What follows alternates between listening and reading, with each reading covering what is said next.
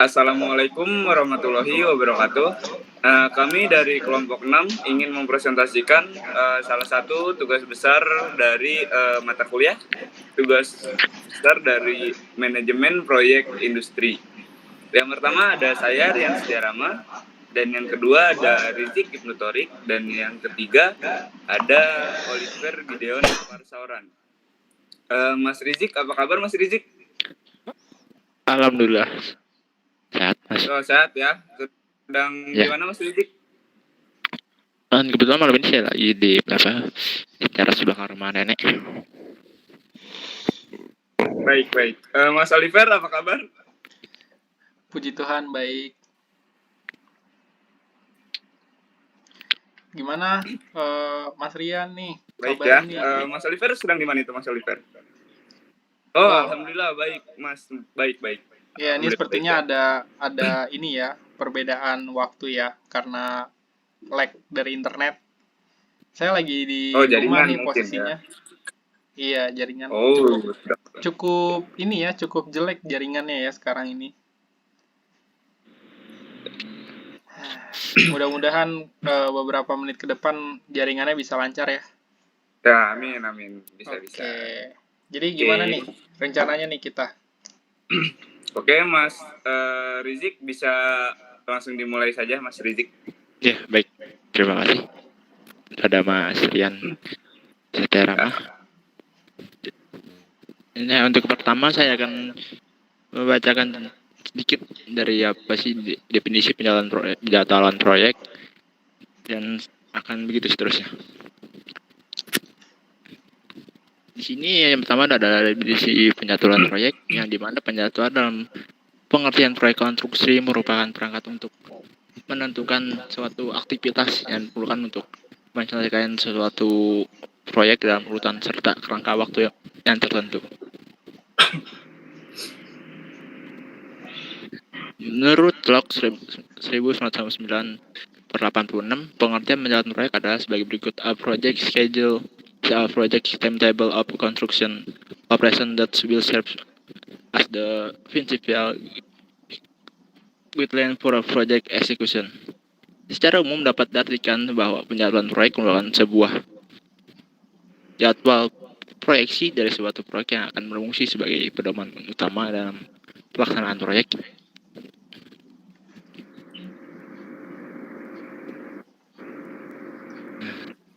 Menurut Solmantri 2009, suatu penjadwalan proyek atau time schedule dibuat untuk menentukan jangka waktu suatu proyek dari mulainya suatu proyek sampai proyek tersebut selesai. Dalam pembuatan penjadwalan proyek dapat digunakan pendekatan Gantt. Menurut Gantt yang dikutip dari Ezer dan Render 2001, dalam Subantri 25 mengatakan bahwa Gantt chart atau diagram Gantt dapat membantu manajer dalam beberapa hal diantaranya. Itu yang pertama, ada merencanakan semua kegiatan. Yang kedua ada perhitungan penyelesaian pesanan. Ketiga itu ada pencatatan perkiraan waktu. Dan keempat itu ada pengembangan seluruh jangka waktu proyek.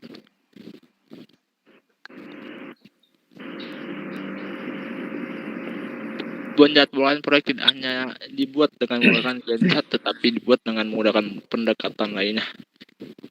Tetapi Ezer dan Render menyimpulkan bahwa apapun pendekatan yang digunakan oleh manajemen proyek, penjadwalan proyek menyediakan beberapa kegiatan, yaitu 1. Menunjukkan hubungan tiap aktivitas kepada yang lainnya dan kepada seluruh proyek. Kedua, menunjukkan hubungan utama di antara kegiatan-kegiatan. Ketiga, mendorong penentuan waktu yang diperlukan dan perkiraan biaya untuk setiap kegiatan. Dan untuk keempat, yaitu membantu peningkatan kegunaan sumber daya manusia, uang, dan material dengan identifikasi hambatan kritis dalam proyek. Dan di sini ada manfaat penjadwalan proyek. Secara umum, penjadwalan mempunyai manfaat-manfaat sebagai berikut. Yang pertama itu ada memberikan pedoman terhadap unit pekerjaan atau kegiatan mengenai batas-batas waktu untuk mulai dan akhir dari masing-masing tugas. Yang kedua, itu ada memberikan sarana bagi manajemen untuk koordinasi secara sistematis dan realistis dalam penentuan alokasi prioritas terhadap sumber daya dan waktu. Yang ketiga ada memberikan sarana untuk menilai kemajuan pekerjaan. Keempat itu ada menghindari pemakaian sumber daya yang berlebihan dengan harapan proyek dapat selesai sebelum waktu yang ditetapkan. Yang kelima itu memberikan kepastian waktu pelaksanaan pekerjaan.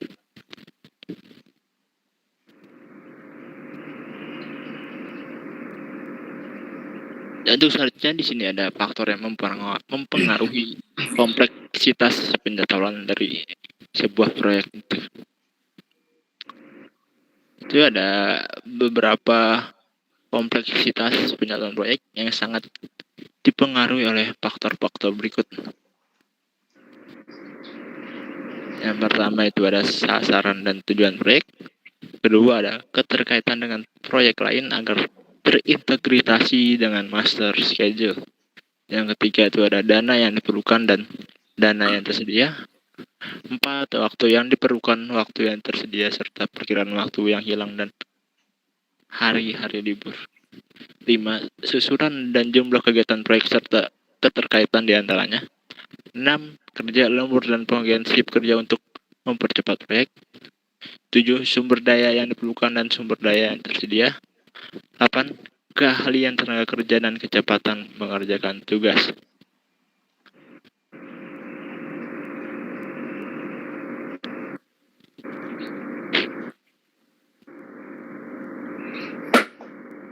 Baik, selanjutnya akan saya lanjutkan. Di sini ada metode penjadwalan proyek. Ada beberapa metode penjadwalan proyek yang digunakan untuk mengolah waktu dan sumber daya proyek. Masing-masing metode mempunyai kelebihan dan kekurangannya. Pertimbangan pengguna metode-metode tersebut didasarkan atas kebutuhan dan hasil yang ingin dicapai terhadap kinerja penjadwalan. Kinerja waktu akan berimplikasi terhadap kerja biaya sekaligus kinerja proyek secara keseluruhan. Oleh karena itu, variabel-variabel yang mempengaruhinya juga harus dimonitor. Misalnya mutu, keselamatan, ketersediaan peralatan dan material, serta stakeholder yang terlibat.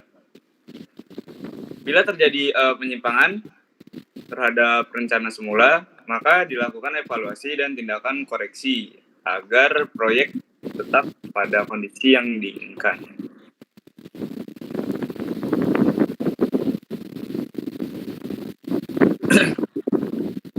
Selanjutnya, yang pertama itu ada waktu dan durasi kegiatan. Dalam konteks penjadwalan, terdapat dua perbedaan, yaitu waktu dan kurun waktu. Bila waktu menyatakan siang atau malam, sedangkan kurun waktu atau durasi menunjukkan lama waktu yang dibutuhkan dalam melakukan suatu kegiatan.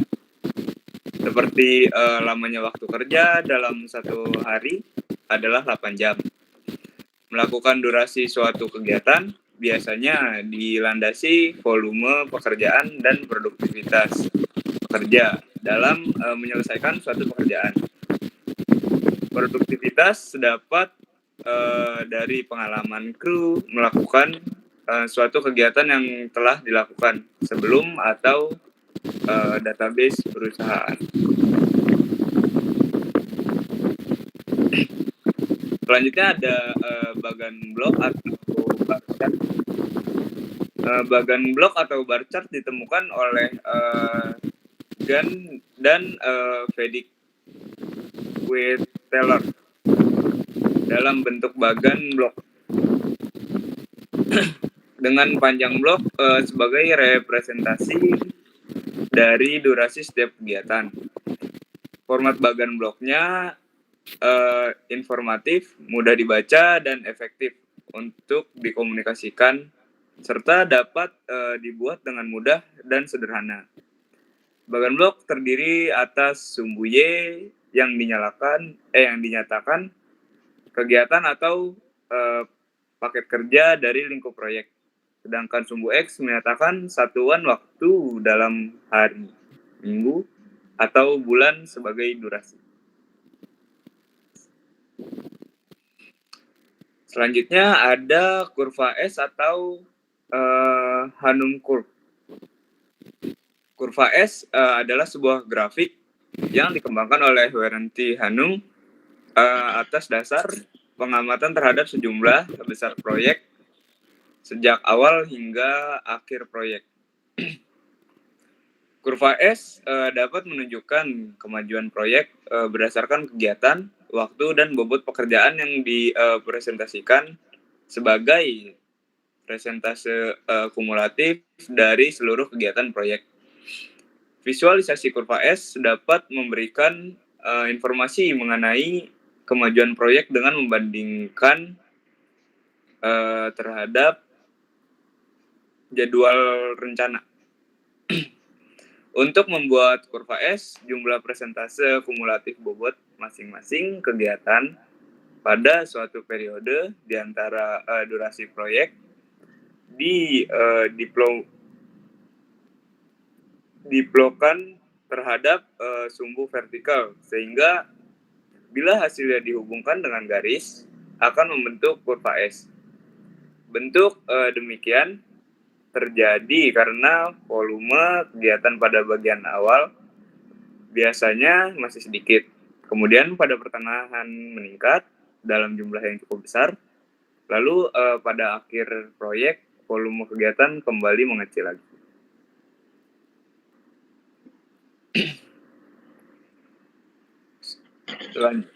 Selanjutnya ada metode penjadwalan linier atau diagram vektor.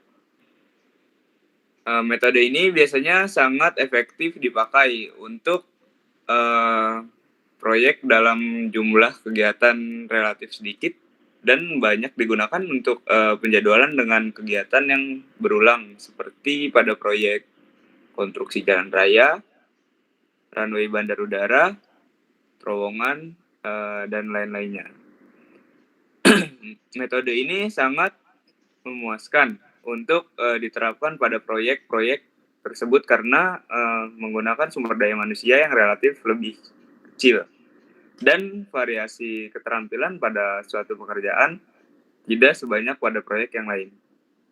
Metode ini juga cukup efektif untuk digunakan pada proyek bangunan gedung bertingkat dengan keragaman masing-masing tingkat bangunan relatif sama.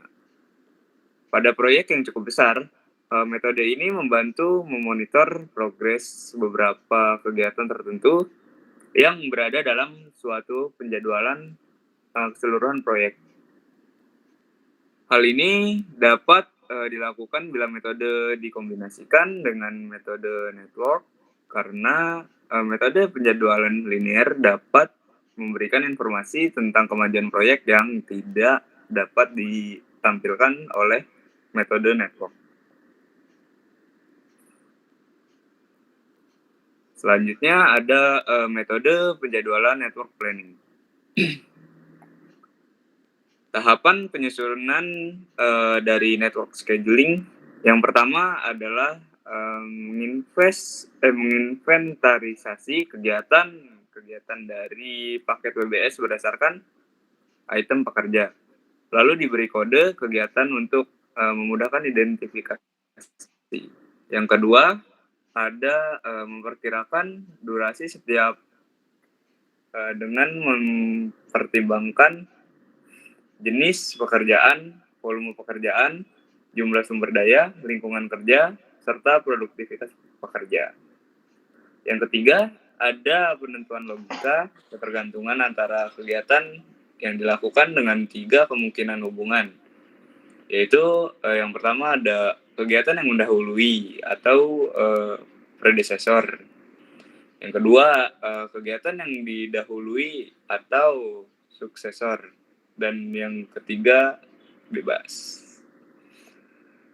Kemudian ada tahapan penyusunan yang keempat, yaitu perhitungan analisis waktu serta alokasi sumber daya dilakukan setelah langkah-langkah di atas dilakukan dengan akurat dan teliti. Baik, selanjutnya akan dilanjutkan oleh Mas Oliver. Silakan Mas Oliver. Baik, terima kasih. Selanjutnya di sini ada manfaat penerapan network scheduling. Yang pertama, manfaatnya itu ada penggambaran logika hubungan antar kegiatan, membuat perencanaan proyek menjadi lebih rinci dan detail. Lalu yang kedua, dengan memperhitungkan dan mengetahui waktu terjadinya setiap kejadian yang ditimbulkan oleh satu atau beberapa kegiatan, kesukaran-kesukaran yang bakal timbul dapat diketahui jauh sebelum terjadi hingga tindakan pencegahan yang diperlukan dapat dilakukan. Selanjutnya, dalam network planning dapat terlihat jelas waktu penyelesaian yang dapat ditunda atau harus disegerakan. Keempat, membantu mengomunikasikan hasil network yang ditampilkan. Lalu yang kelima, itu memungkinkan dicapainya hasil proyek yang lebih ekonomis dari segi biaya atau direct cost, serta penggunaan sumber daya. Lalu selanjutnya, metode penjadwalan network planning itu diperkenalkan pada tahun 50-an oleh tim perusahaan DuPont dan Rand Corporation untuk mengembangkan sistem kontrol manajemen.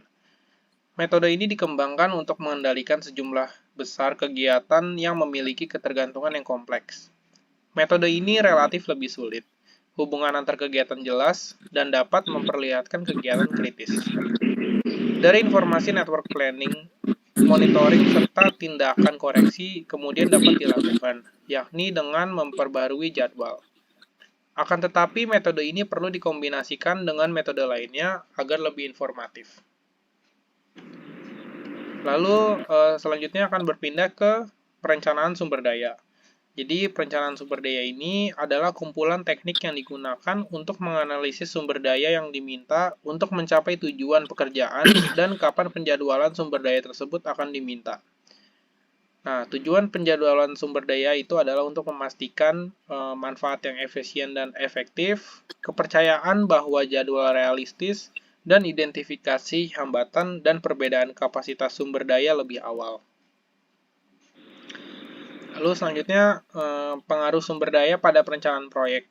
Nah, jadi perencanaan sumber daya yang baik itu yang baik sesuai dengan kebutuhan logis proyek akan membantu mencapai sasaran dan tujuan proyek secara maksimal. Lalu kebutuhan sumber daya pada tiap proyek tidak selalu sama, tergantung pada skala dan tingkat keunikan proyek. Lalu perencanaan sumber daya dapat dihitung dengan pendekatan matematis yang dapat menghasilkan tingkat penyimpangan yang minimal serta perkiraan yang mendekati kondisi sebenarnya.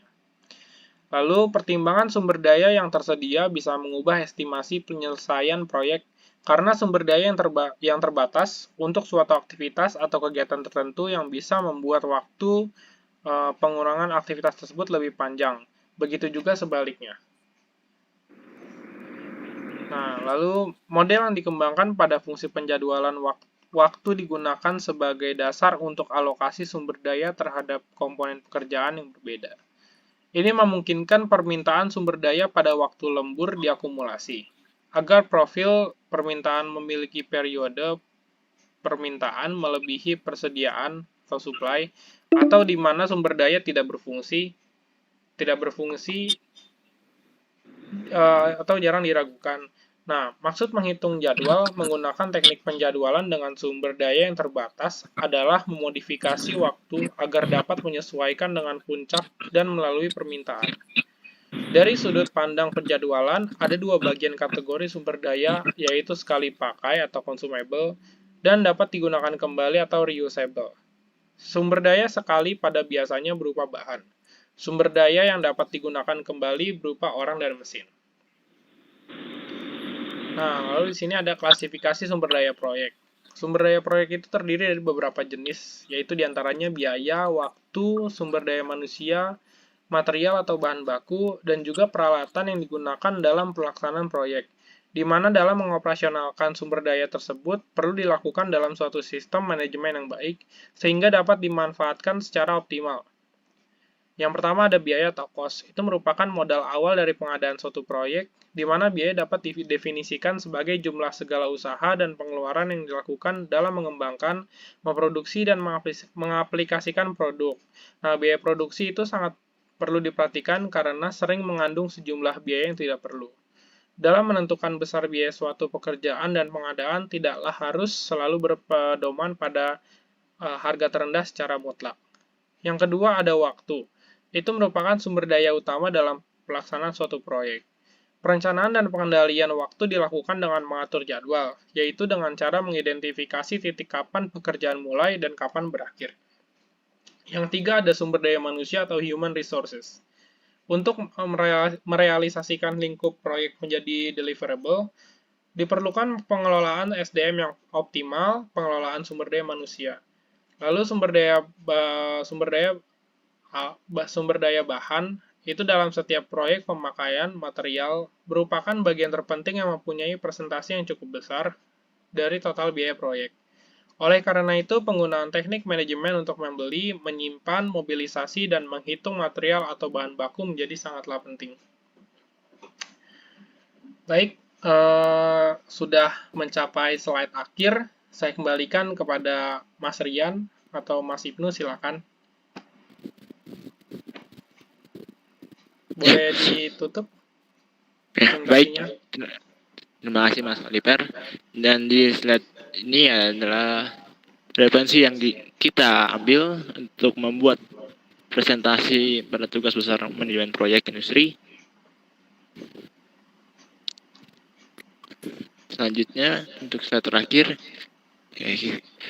thank you dan terima kasih banyak untuk Bapak tercinta. Sekian presentasi di kelompok kami, kelompok 6. Saya Jack Motorik. Ya, dan teman saya Oliver Gideon Waseroan. Dan teman saya satu lagi Darian Setia Rama. Sekian. Ya, terima kasih. Ya, sih.